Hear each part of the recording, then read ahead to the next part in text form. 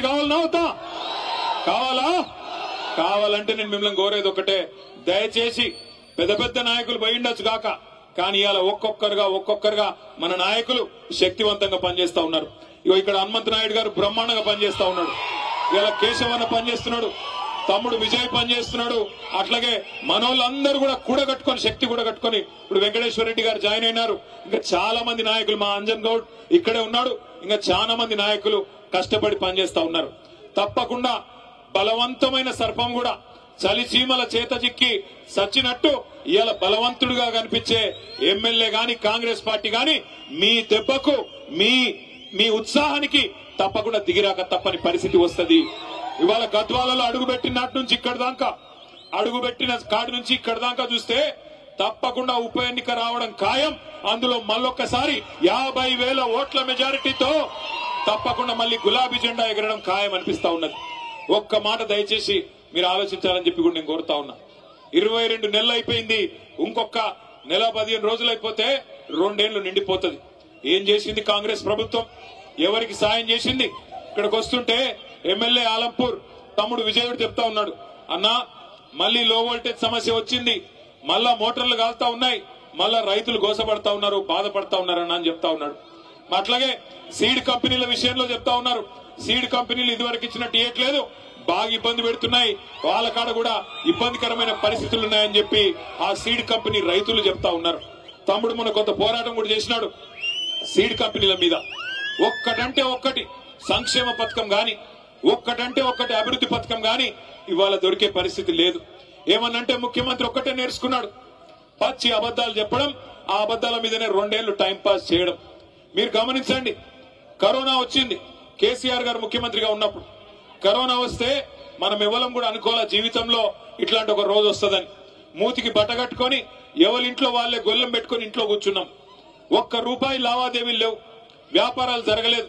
మనిషి బయటికే పోకపోతే వ్యాపారం ఎక్కడి నుంచి అవుతుంది? ప్రభుత్వానికి ఆదాయం 0 అయింది. కరోనా వచ్చినప్పుడు కేసీఆర్ గారి ప్రభుత్వంలో ఆదాయం 0 అయినా రైతు బంధు ఆగిందా? రైతు బంధు ఆగిందా?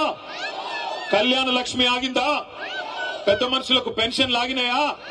కేసీఆర్ కిట్ లాగినాయా? బతుకమ్మ చీరలాగినాయా? ఏవి ఆగలేదు. అన్ని కూడా కేసీఆర్ గారు రూపాయి ఆదాయం లేకపోయినా ప్రభుత్వానికి పేదవాడికి కష్టం రావద్దని చెప్పి మాకు ఎమ్మెల్యేలకు ఎంపీలకు జీతాలు పక్కన పెట్టి రాష్ట్ర ప్రభుత్వ ఉద్యోగులకు కూడా అవసరమైతే 10 రోజులు జీతం ఆలస్యంగా ఇచ్చినా పేదవాళ్లకు మాత్రం జీతం ఇవ్వాలా, రైతులకు రైతు బంధు ఇవ్వాలా, పేదవాళ్లకు సంక్షేమ పథకాలు అందాలా అని ఆ రోజు పనిచేసినారు. కానీ ఇవాళ ముఖ్యమంత్రి గారు బంగారు పల్లెంలో పెట్టి తెలంగాణ రాష్ట్రాన్ని తలసరి ఆదాయంలో భారతదేశంలో నెంబర్ 1 గా చేసి అప్పచెప్తే ఈయన అంటాడు తెల్లారు లేస్తే అప్పుల పాలైపోయింది తెలంగాణ, ఎయిడ్స్ రోగి అయిపోయింది తెలంగాణ, క్యాన్సర్ రోగం వచ్చింది తెలంగాణకు అని ముఖ్యమంత్రి మాట్లాడుతూ ఉన్నాడు. నేను ఒక్క మాట అడుగుతా ఉన్నా మిమ్మల్ని అందరినీ, ఇప్పుడు ఈ మైదానంలో తేరు మైదానంలో అప్పు లేని మనిషి ఎవడన్నా ఉన్నాడా? అప్పు లేని వాళ్ళు ఉన్నారా? అప్పు ఉందా లేదా? ఉంది కాదురా. లేనోడు ఉంటే శైలా పట్టండి, అప్పు లేనోడు ఎవడని ఉంటే శైలా పట్టండి. అప్పు ఉన్నోళ్లే ఉంటారు తప్ప లేనోళ్ళు ఆడ 100కి 1 దొరుకుతాడు. కానీ అప్పు ఉన్నా లోపల బనీన్కు పొక్కలున్నా ఎట్లా ఎట్లా ఎట్లా తయారవుతాం? పైకి మాత్రం కడక్ అంగి వేసుకొని, మంచి కద్దరంగి వేసుకొని పైకి మాత్రం కడక్ అంగి వేసుకొని తిరుగుతాం. ఎందుకు? మళ్ళీ ఎవడన్నా కొత్త అప్పిచ్చినోడు ఏడం తిరుగుతాం, అంతేనా? కానీ ముఖ్యమంత్రి పనితనం ఎట్లున్నది? ఇంటి పెద్ద లాంటోడు, రాష్ట్రానికి పెద్ద మనిషి లాంటోడు, నా రాష్ట్రం దివాలా తీసింది, నా రాష్ట్రం నాశనం అయిపోయింది, నా రాష్ట్రం ఎత్తిపోయింది అంటే ఎవడన్నా పైసలు ఇచ్చినోడు ఇస్తాడా? పెట్టుబడి పెట్టేటోడు పెడతాడా? ఇక అది మాత్రమే కాదు, ఇంకా ఘోరం, లంకె బిందెలు ఉన్నాయనుకొని వచ్చినా లంకె బిందెలు లేవు అంట. లంకె బిందెల కోసం ఎవరు తిరుగుతారు? అర్ధరాత్రి ఎవరు తిరుగుతారు? మీ గద్వాల కోటకాడ ఎవరు దొంగల కేసు అయితే మీ మీద అయితే పోయి ముఖ్యమంత్రిని దొంగ అంటారా మీరు? లంకె బిందెల కోసం ఎవడన్నా తిరుగుతాడా? నాకు అర్థం కాదు. అవి ఉంటాయనుకొని సెక్రటేరియట్కి వచ్చినాడంటే ఈ మనిషి. అదొక్కటే కాదు, నేను ఢిల్లీ పోతే నాకు అపాయింట్మెంట్లు ఇస్తలేరు, ఎందుకంటే చెప్పులు ఎత్తుకపోతాడేమో అని భయంతో అపాయింట్మెంట్లు ఇస్తలేరంట. ఇక గిసంటోడు మన కర్మ, మన ముఖ్యమంత్రి అయిండు. అందుకే నేను చెప్తా ఉన్నా, కాంగ్రెస్ వాళ్ళు నోటికొచ్చిన మాటలు చెప్పి అరిచేతిలో స్వర్గం చూపెట్టి మీకు ఇష్టం వచ్చిన వేలం పాటలాగా ఆయన 2 ఇస్తే నేను 4 ఇస్తా అని చెప్పి డైలాగులు కొట్టి ఓట్లు దండుకున్నారు. ఇవాళ అవతల పడ్డారు.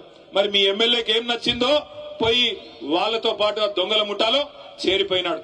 నేను మీ అందరికీ మాటిస్తా ఉన్నా, ఖచ్చితంగా ఉప ఎన్నికలు వస్తాయి. ఉప ఎన్నికల్లో ఈ ఎమ్మెల్యే గారిని